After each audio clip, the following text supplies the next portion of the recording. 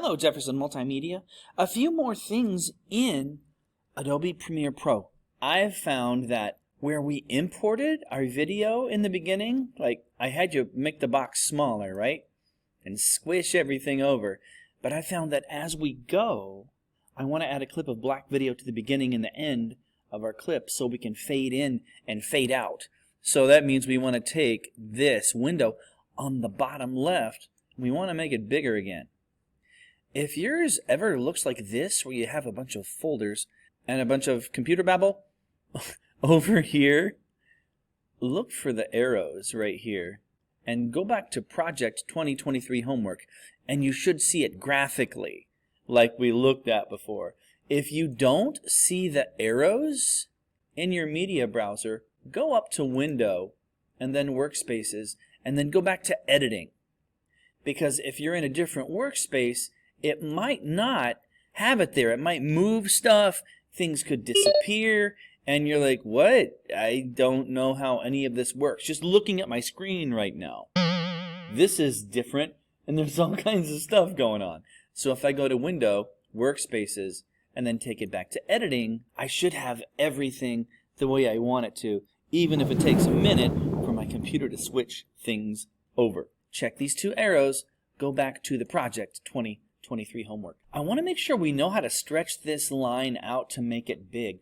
As I help you with your clips, I want to see where your cuts are. I want to see where each shot begins and where each shot ends. And I can't tell that by this tiny little line. So this is your video track. We know because it says V1 for video 1, right? To make this bigger, I want you to move your mouse right next to the eyeball inside the track for video 1. Don't go above it into track video 2. Don't go below it into track audio 1. Move it right next to the eyeball in V1. Then move up to the top until you get the arrows and stretch. So the place you want to do this is the track for video 1. Grab the top, stretch it,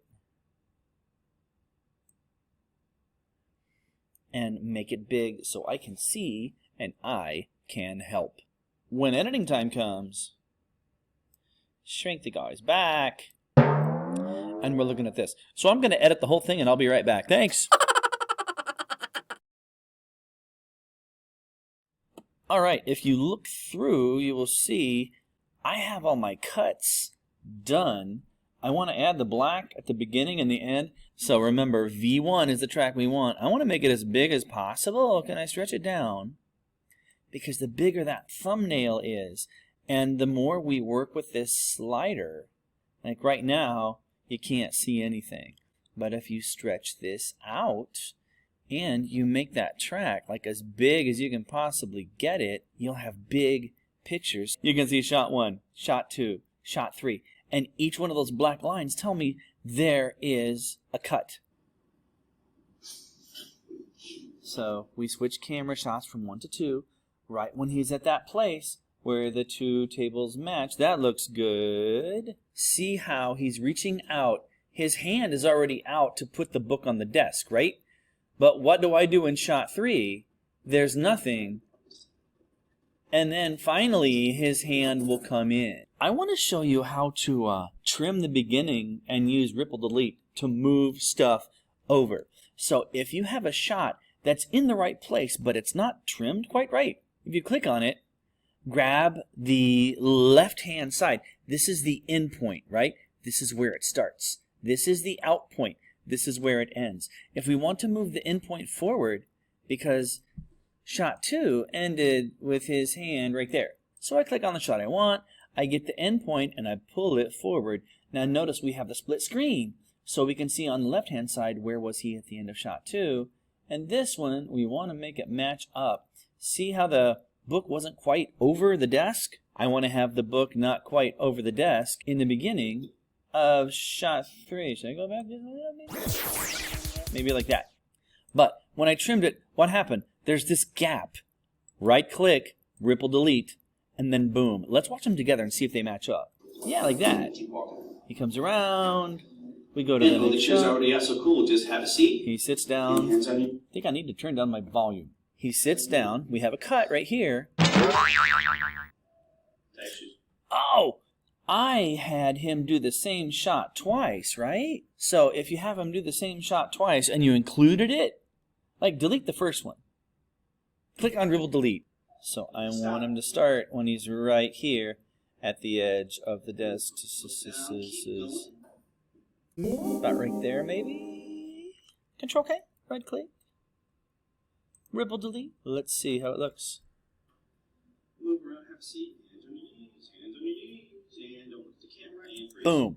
So he ends this shot, hands on his knees looking forward. Then we should cut to the overhead, right?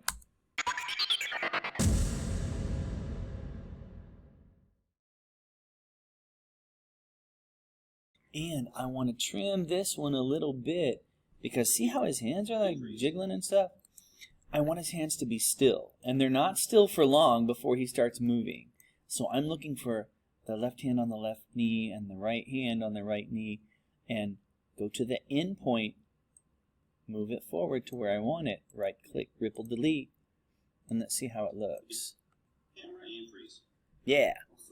We're trying to keep this short. Right now I have it edited to 134, but I bet we can make it shorter. So I want to get him just writing just for a little bit.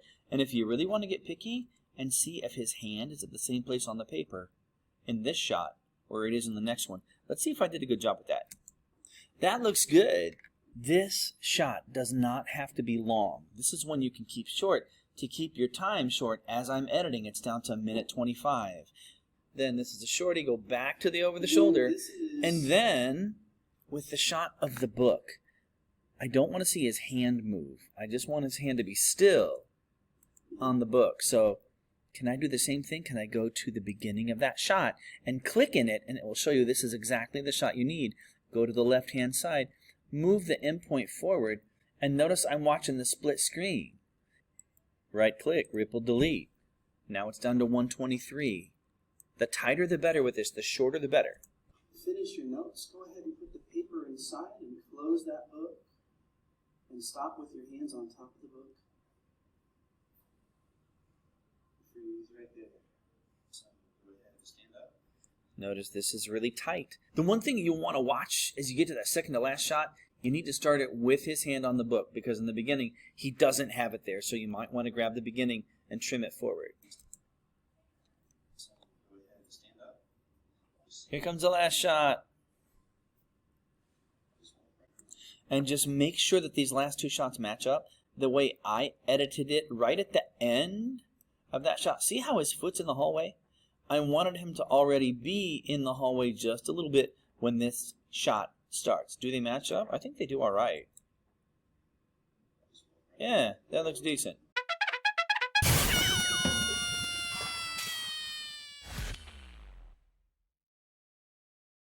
How to add black video to the beginning and to the end, add a crossfade, and then we'll figure out how to do music because honestly, I'm kind of clueless. Go over to your media browser, which is this little guy that we've scrunched up. Stretch it out. Make sure that you're in the Project 2023 homework. I want you to look for this little sheet of paper. I would like you to click on it. I want you to make, guess what, black video. It will ask you for a size. Click OK. Then, can we just drag it and drop it at the end? Yes, we can. But what about the beginning? We got to do that weird Ripple Delete thing. Click. Move your cursor right to the beginning of your video. Right click, and guess what? Insert. And then you'll get the black video before. I want to make it a little shorter. Like cut it down to like 1.5 seconds, like 130, or as close as you can get, let go. Guess what? Right click, Ripple Delete. And then to add the transition, again, make sure you're in Window, Workspaces, Editing.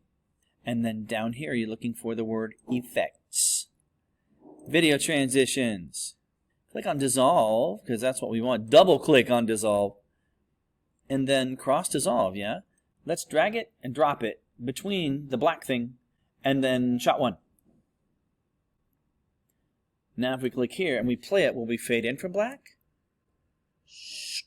Yes. Let's put it at the end.